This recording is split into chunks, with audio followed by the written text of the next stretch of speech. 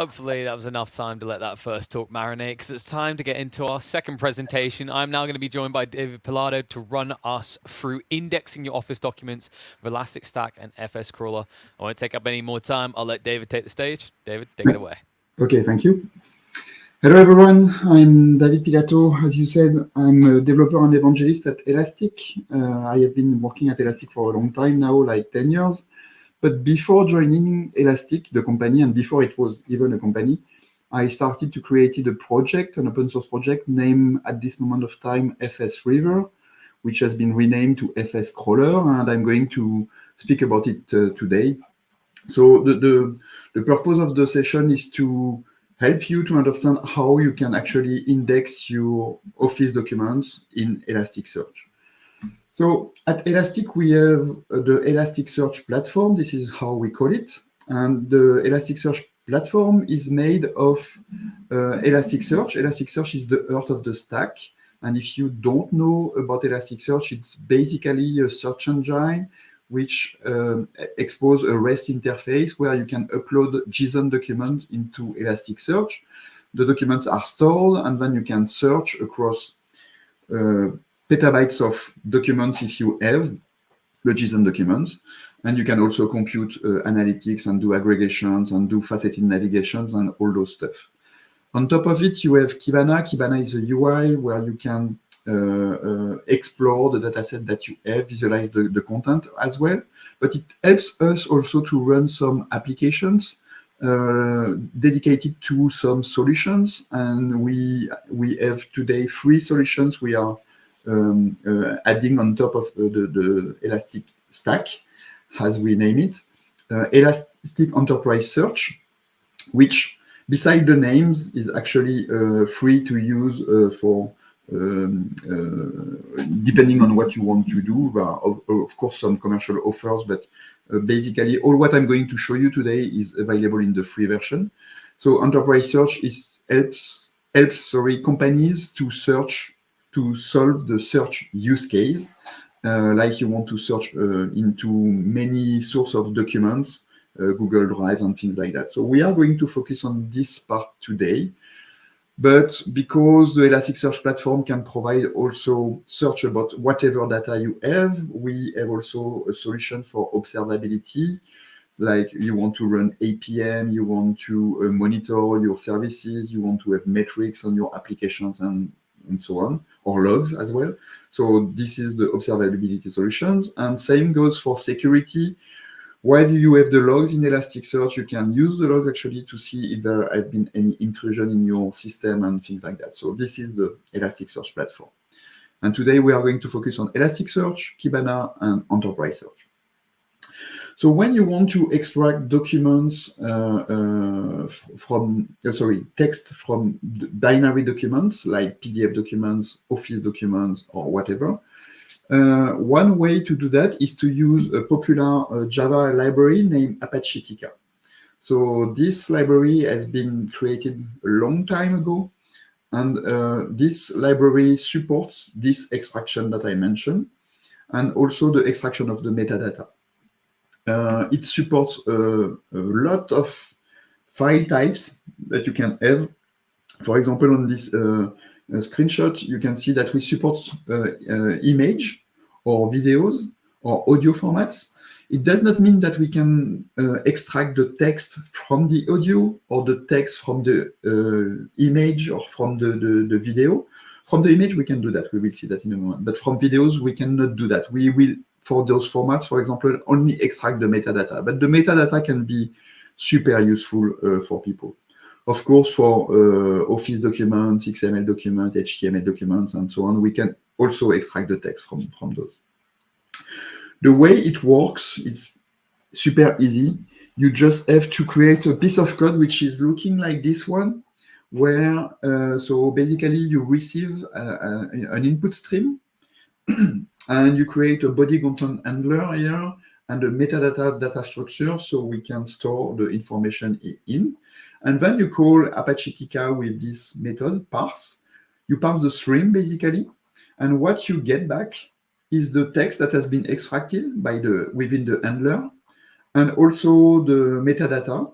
And if the metadata you have are standard metadata, then they can be retrieved by using these those fields, TK core properties title, the keywords and creator, for example, to get back the title, the keywords, and the author. So this is the way to go. I wanted to show you a demo of that, but actually, it's not really useful. There is a TK app jar that you can download and get. And once you have it, you can just run it and it will execute this code behind the scene and show you in the console what you can extract. If you want to use that, you will basically need to write your own Java code to extract the content of the stream and create then a JSON document to send that to the REST API that I mentioned before, to send that to Elasticsearch. Instead, what we did at Elastic, we created a plugin named Ingest Attachment Plugin, which helps you to extract this text and metadata from a base 64 content through what we call an ingest pipeline. So I'm going to cover what an ingest pipeline is. An ingest pipeline is basically a way to not directly index a document as you would send it to Elasticsearch. So in this example, this is a document we are sending to the REST interface. There is a text field here with this content. If you index this content as is into Elasticsearch, it will be hard to find, for example, documents within a period of time, because the date here is not actually a date, it's mixed within the text field. So what you want to do with that kind of documents, you want to parse those documents and change the structure of the document. So for example, to do that, you will be using an ingest pipeline. And in an ingest pipeline, you are going to declare some processors. So here, the first processor I want to use is the dissect processor. And it will help me to run like regular expressions on my message field. And for example, here, I will extract this first part, foobar, in a field name label. And I want to extract the second part here in a field name timestamp. With that, we can see that it will be easier than to search within Elasticsearch for a label or for a timestamp. And then I want to apply another processor, here the lowercase processor, where I want to lowercase everything in the label field.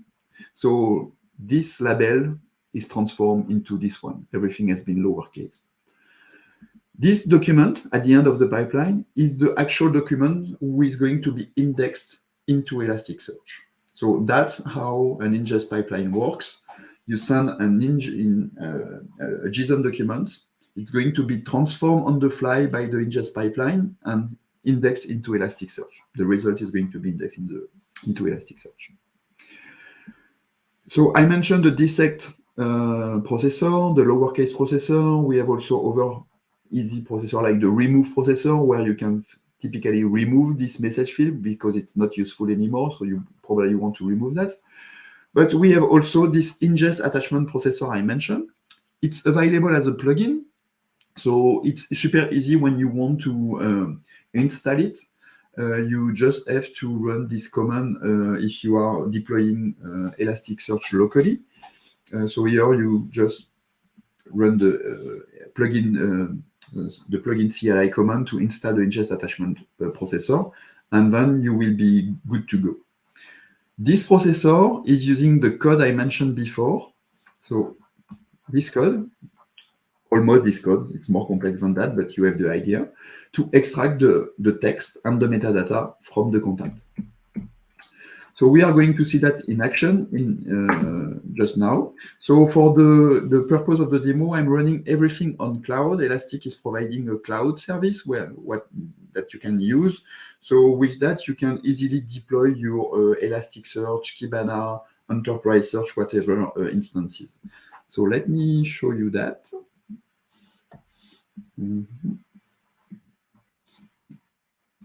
So here I have cloud open. And this is the way to go. You can create a deployment here. Let's demo FSCrawler. Why not? I'm going to deploy one here, but we are not going to use this one, just to show you how easy it is. For example, I want to use, why not, Azure here. I want to run, I'm located in Paris, so let's use Paris. And I want to use the latest version of the stack. Here, you have advanced settings. Let's say you want to have only one zone instead of having two zones. It's safer to have two zones, of course, for your data. I want to have Kibana here. So by default, it's provided. Here, I'm not going to run any APM or any other service or a crawler or something like that. So I can just remove this one, for example. And I want to have enterprise search. So let's create it. And automatically, this is going to be deployed and available after some minutes. And you have the password here. And when you have that, you can start to play with it.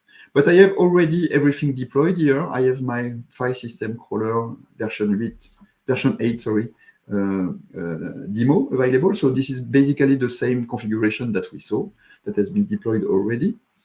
When I'm connecting to Kibana, I have modified a bit Kibana here because I just want to show the enterprise search solution, but otherwise you would see more information than that. So here I have access to enterprise search. I'm not going to use that right now. The thing I'm going to use is DevTools here, because with DevTools I can send command to Elasticsearch without using curl. Because curl is sometimes you have some ceremonial things to do, like providing the username and the password every time you connect to curl. So I don't want to use that. So it's easier.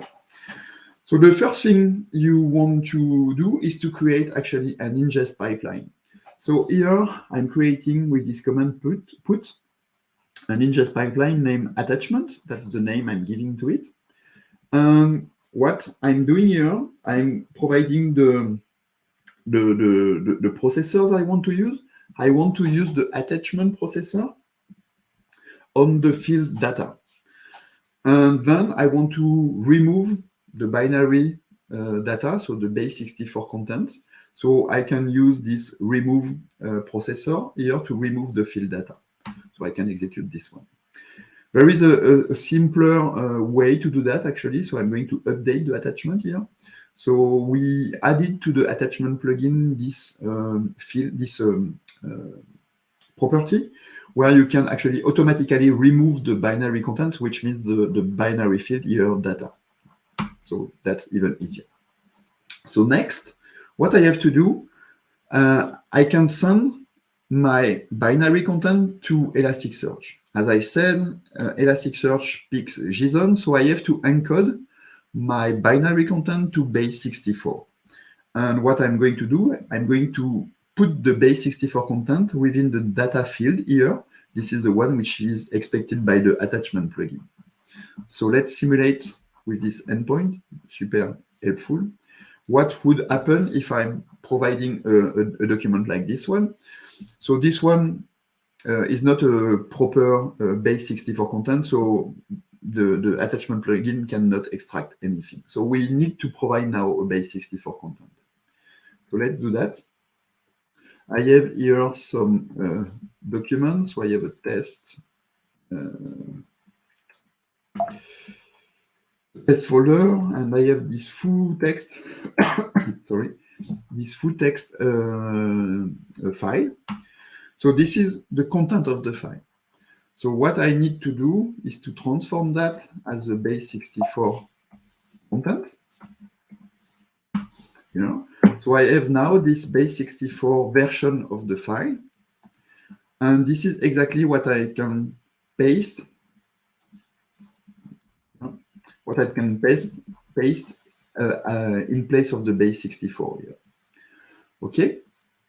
So I can execute now this command. And as we can see, the Apache TK, which is running behind the attachment processor, has been able to extract the text. So that was the text we had in the document. It has been also able to detect the content type. So it's a text plain, indeed. And the language here, there is a detection language by default now. It's in English. And the size of the text. So this is what we have done here. We're using the attachment plugin. So let's do the same thing here, but from the command line. I have here simulate script, which basically does the same thing as I shown you. Here I'm doing the cat and the base64 encoding of the file that I want to encode. And then I'm providing this base64 content to the document. This is exactly the thing that we saw. And then I'm posting that to the simulate endpoint. So this is exactly the same thing, but instead of having to copy and paste the base64 content for other files, I'm going to use this script. So it will be easier. So let's call simulate now with this docs test foo.txt. So exactly the same thing is happening. I'm sending that as a request to the simulate endpoint, and this is the response, the same response that we saw previously, basically. So let's do another thing. So let's try another file. Yeah, what do I have? I have the test OCR PNG. So maybe we can first open it. As you can see in this file, I have some text here, but this is within a file, right? So let's go back here and let's simulate this one. So what is happening? I have a big, as you can see here, a big 64 content, because I have to encode all the file itself as a base 64. I'm sending all that content to Elasticsearch. And as a response, I have basically nothing. The only thing that I have is the fact that this is an image, but we don't have any OCR here running, right? So the ingest attachment plugin is not able to do OCR. So what we need to do is to find another solution to run OCR on this.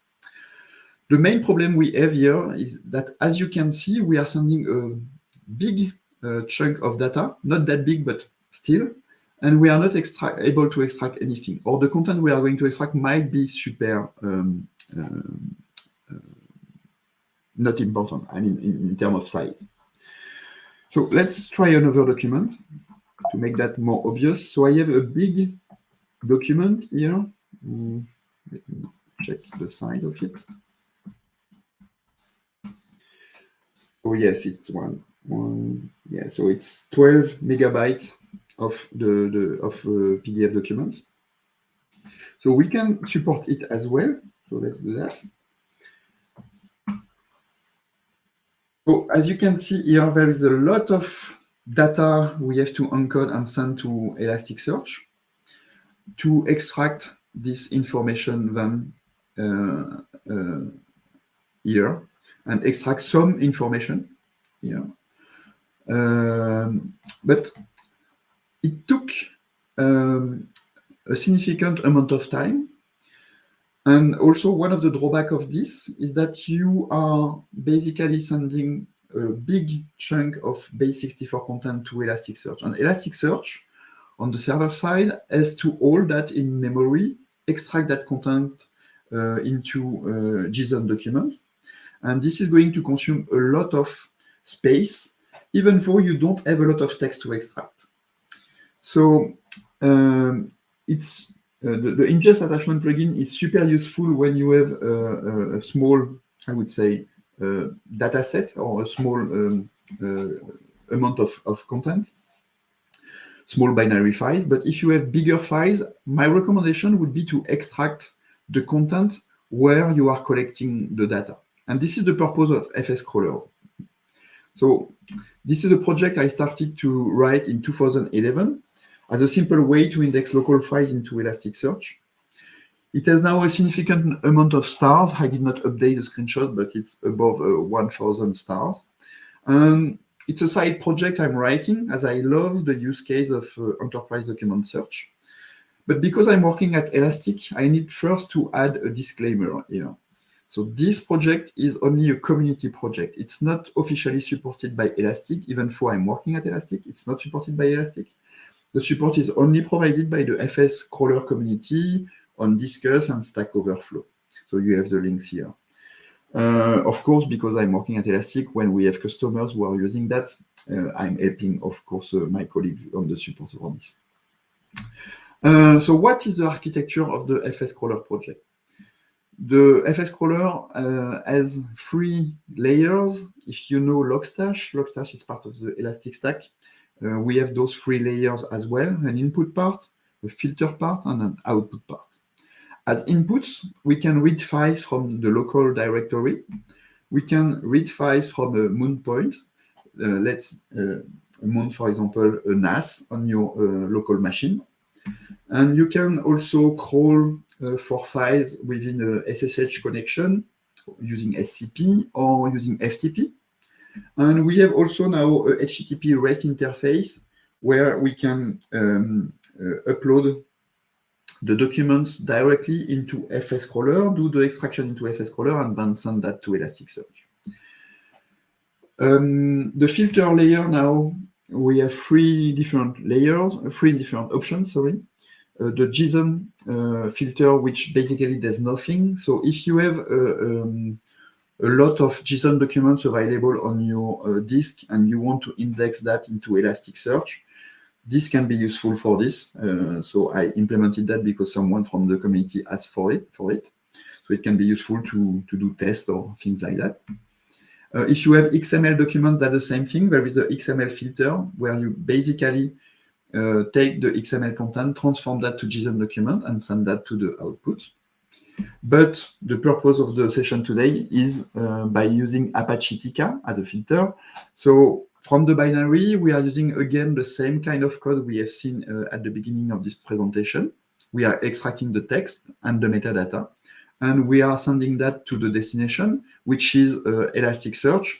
So I'm supporting Elasticsearch 6, 7, 8. Of course, don't use Elasticsearch 6 anymore. I can also support probably Elasticsearch 5 and Elasticsearch 2 because the API did not change, but don't use them. I would recommend to use Elasticsearch 8 anyway. So it's using the Elasticsearch here REST protocol for this. The key features of it, it can extract much more formats than the ingest attachment plugin. On purpose, for the ingest attachment plugin, we have reduced the formats that can be supported and to only support the most common ones like PDF documents, OpenOffice, Office documents, and things like that.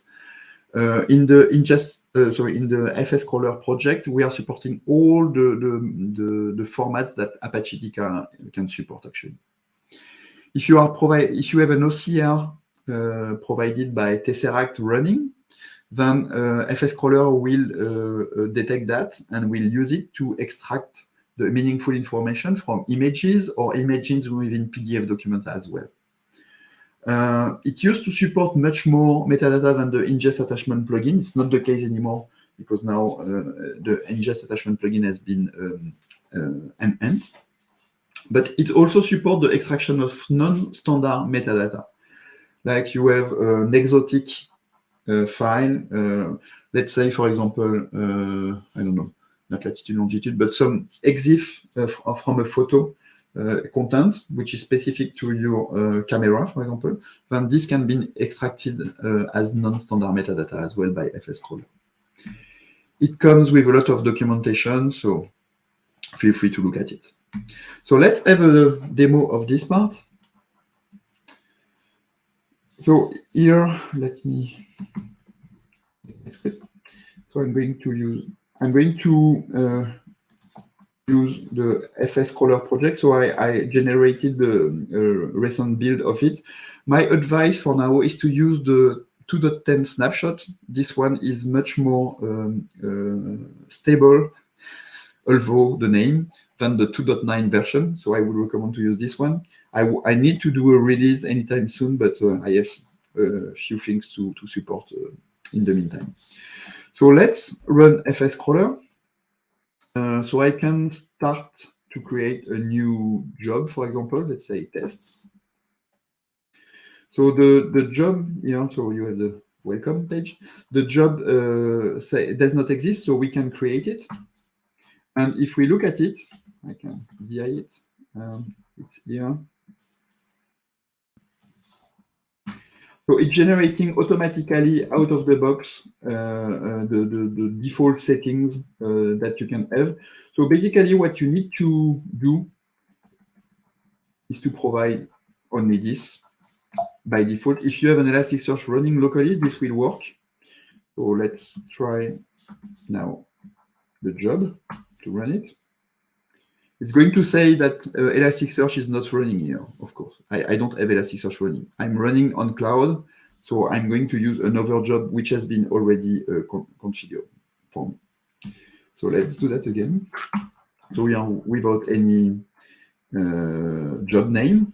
So here I have the demo all docs available. So this is going to parse a directory that I have and use FSCrawler to do the extraction.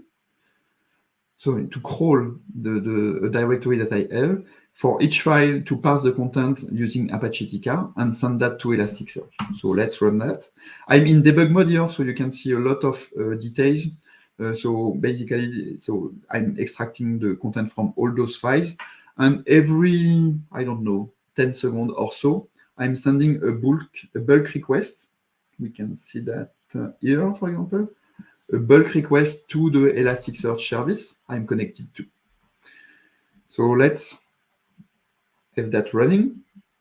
And while this is running, I can go here and I can start to search, for example, for my documents. So here I have 26 documents, and you can see the extraction that happened and the structure that actually FSCrawler is generating. So we have details about the file, the path, the metadata that we have been able to extract, and things along those lines. So if I'm searching here for all docs for this file name, here, if you look at this, we have this test OCR PDF. And if we look at this, actually, there is some content. I can open it later. We will see that in a moment. But you can see that we have a lot of text here. So it sounds like to indicate that we have been we have been able to extract all the content that we wanted. And you can see here that I have much more metadata. So the author, the title, the date of the document, the keywords, if any, the language, format, and things along those lines. Okay, so it works. Yeah. Let's stop it now. Okay, so this has been running. What I was missing, FSCrawler is always missing a UI. In 2012, I started to build one, but I'm not very good at UI, so I decided to focus on the backend only. And when Workplace Search was added to Elasticstack, I started to think, okay, maybe Workplace Search could be the solution. But at this period of time, Workplace Search was not available in the basic tier, the free tier of the Elasticstack. So in 7.9, from 7.9, we make Workplace Search available from the basic license, so for free. So to me, it was super clear that the UI for FSCrawler would be Workplace Search. And instead of sending the documents directly to Elasticsearch, I started to implement a version which sends the data to Workplace Search.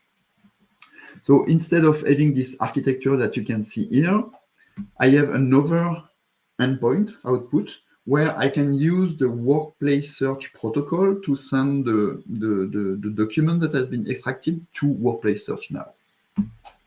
So let me show you that as a demo. So again, if I go now to Kibana, to the home, I have here this enterprise search solution. So here you can do many things, but what I'm interested in is the Workplace Search part here. So workplace search, think about it as a way to search across your organization and the data that you have within your organization. So you have multiple sources that you can declare here. Here I added Dropbox, I added GitHub. So I'm connected to those two sources. And I have a search application. So let me open this one. And here I can search within Dropbox and GitHub. And I have also a personal Gmail which is connected. So I can search across 3 different data sources at the same time. So for example, if I'm searching for David here, I can find the information about David from Dropbox, Gmail, and GitHub. So if I click here, I have faceted navigation, so I can go dive in it. And for example, I want to see pull requests on GitHub with David within the content, so I have access to this, right? So it's super useful to use that. But now the question is, I have my files and my local files, how I can send that to Workplace Search, because I want to be able to search within all these contents, including my local files. So what I'm going to do, I'm going to add here, I can add here a new source.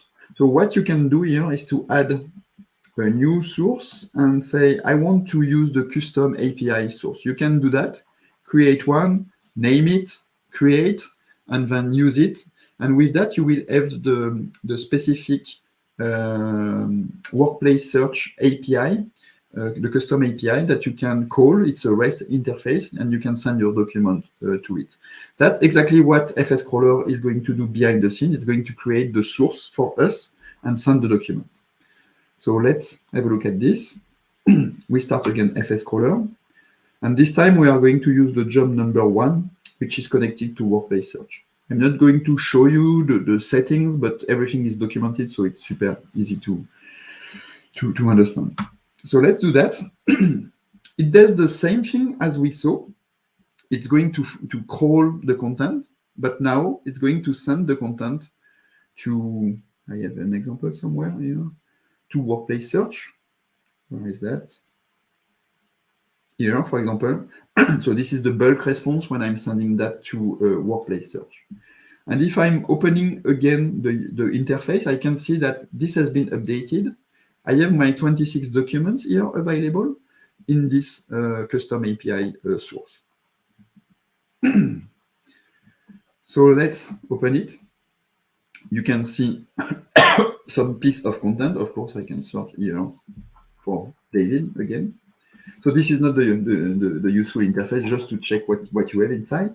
The interesting thing is that FSCrawler is generating automatically the schema for you with the right field names and the right data types. So for example, those are numbers, this is the date, sorry, let's modify the date and things like that. And it also generates for you a default display settings, which you can change, but by default, you have everything out of the box. So for example, here as the subtitle, I want to display the name, but I can choose something else, like, I don't know, the tags, for example, or things like that. So you can just save it, and then you're done for the UI. When you click on the document, it goes to a result detail, and same, you can, by default, this is what I propose, but you can do whatever you want. If you want to change the order of this list or remove some fields or change the text or whatever, you can do that. So I'm not going to do that here. Yeah. So what I'm going to do is to open again the search application and search again for David. It should be here. So let me refresh that page. Okay. So here, when I'm searching for David, I can see that I have that available in my local files here. If I click on it, I have faceted navigation also available out of the box. And here I can see the information I'm looking for example. You remember I had this test OCR PDF document. So this is what we saw previously in Elasticsearch with the Elasticsearch implementation of FSCrawler. But now we can see that as well in in a workplace search. If I click on it, I have the detailed information of this, as you can see, with all the information, the text that has been extracted. And I can click here to actually open the document. So hopefully it will work. And as you can see here, I have the text here within an image. So we have been able to extract this text, although it was within an image, which proves that the OCR has been running behind the scene. The reason I'm able to open actually the file, the local file here, is because I'm just running in another tab here. I'm just running Python here, the HTTP server, to expose actually my directory directly to the user. So if you have a server that you can use to open and serve your binary file to the users, then you can do that, have this interaction for the user. So that could be a good solution for you. Let's do that again. So I can close this one. So one of the cool things that you can have is that if you want to search for data in Dropbox, Workplace Search is able to understand what you are doing. Like, okay, diving in Dropbox means you want to search probably in Dropbox. So it's highlighting the result in Dropbox here. Or updated recently, for example, it will change the dates for the document and things like that. Okay, so we can see that as well. So that's about it for Workplace Search. I want to now share some more other information with you. I said that FSCrawler is not officially supported by Elastic, but at Elastic, we are providing an official solution nowadays from 8.2, which is a network drives connector package. It does not do the exact same thing as I'm doing with FSCrawler, but that's a way actually to also get data from a file system. So you can check this out, and this one is officially supported and commercially supported. I want to share some highlights about the roadmap on FSCrawler. I added here the text, it depends, because it depends on the free time that I have to work on this. So I will mention that at the end that I'm expecting you people to help if you are interested in this project and contribute to this project. So pull requests are always welcome. But just to have what I have in mind for the next version, the next major version of FSCrawler.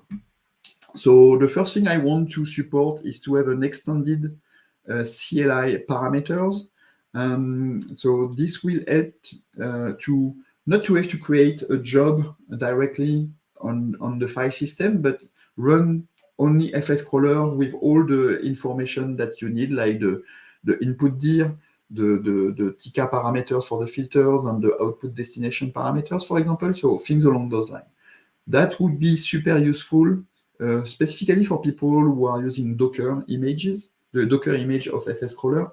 So you won't have to mount the configuration directory and just run it as is. So that's something I want to support. Also, I want to add the support for plugins because actually FSCrawler can do more. Probably, with the PF4G library, I can easily support that. So that's one of the things I want also to do. And the benefit of it will be I will be able to support other mechanism. Like I want to implement something like the AirSync input. Think about it like you have a file system and you want to AirSync it with another destination, and the destination would be FSCrawler.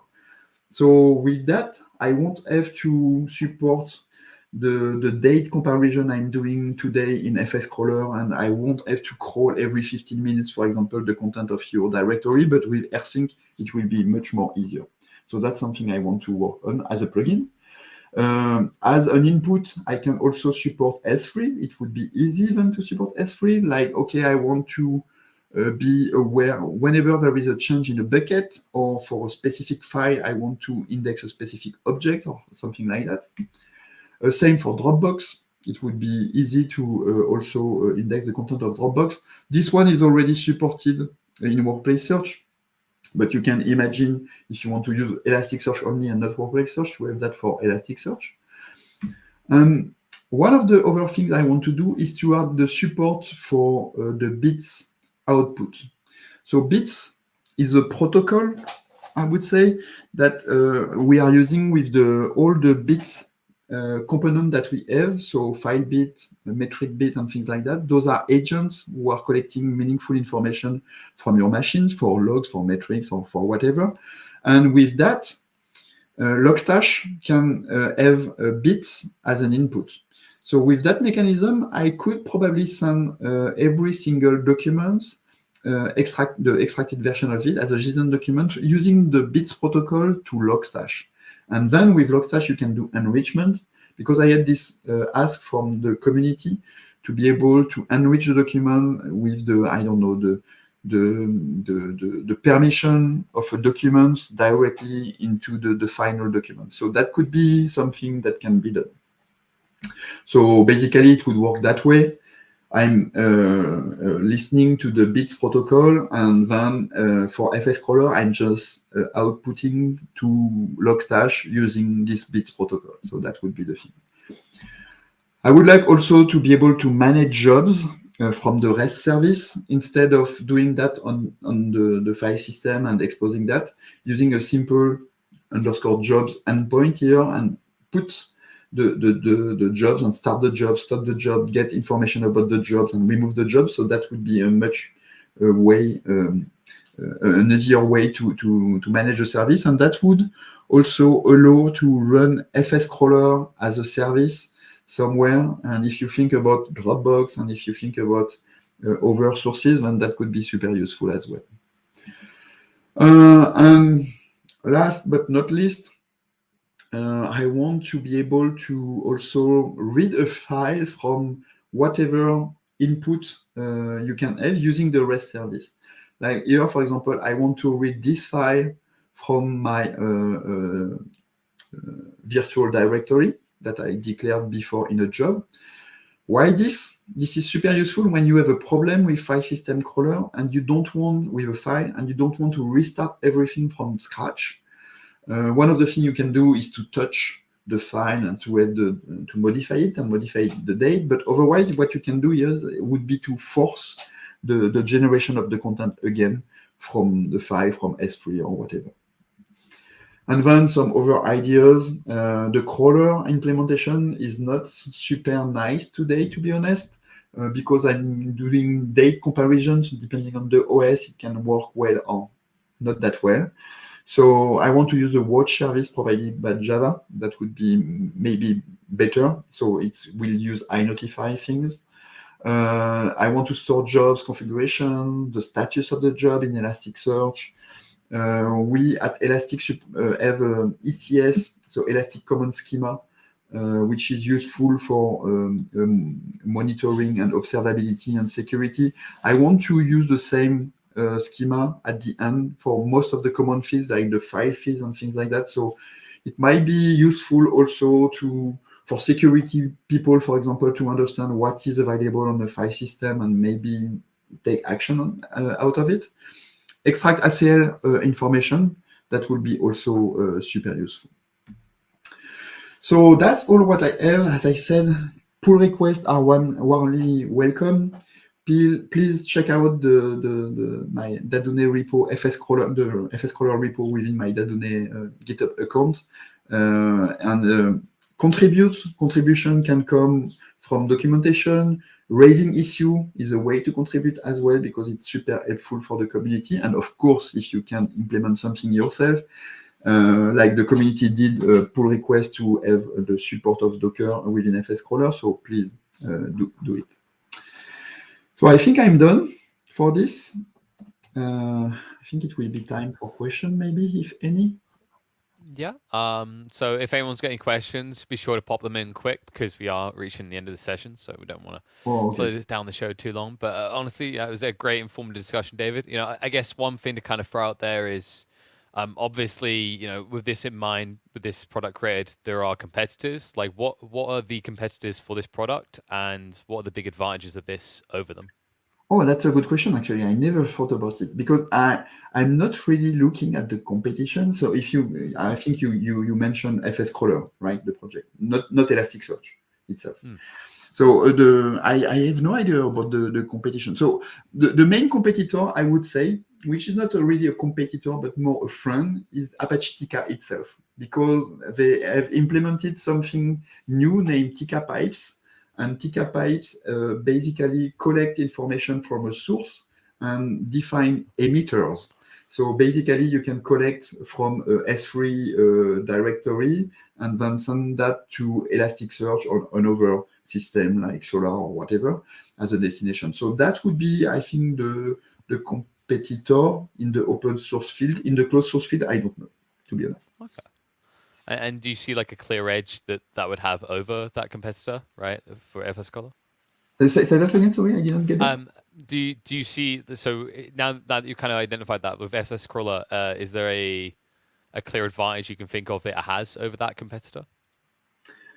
So the thing is that FSCrawler has been created a long time ago. So yeah, I think it's safe enough. I know it's used in production because I'm meeting people. I met someone recently at a conference who told me, "Oh, I have been using FSCrawler for 5 years now, and it's super useful." So I guess it works.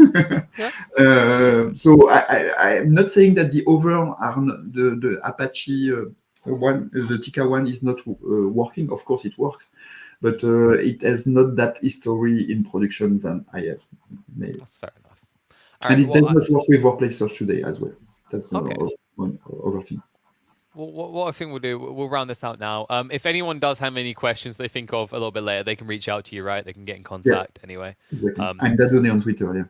There you go, guys. Yeah, while Twitter's still around, grab David while you can. Milk his brain before Yeah. we all have to go towards. I think everyone's moving towards Hive is the new app they're looking towards.